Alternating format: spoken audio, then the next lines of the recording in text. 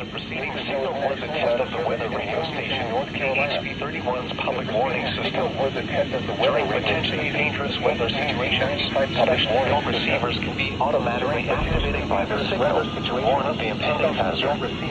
Tests of the signal and receiver performance are normally conducted between the hours of 11 and noon each Wednesday. If there is a threat of severe weather, the test will be postponed to the following Wednesday. To provide the most consistent and dependable warning service possible, the warning alarm will be activated for hazardous watches and warnings for the following counties in southeast North Carolina: Bladen, Brunswick, Columbus, Penner, and New Hanover, South Carolina. This has been a test of the weather radio public warning alarm system. We now return you to the normal program schedule. Columbus.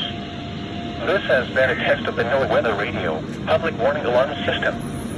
We now return you to the normal program schedule.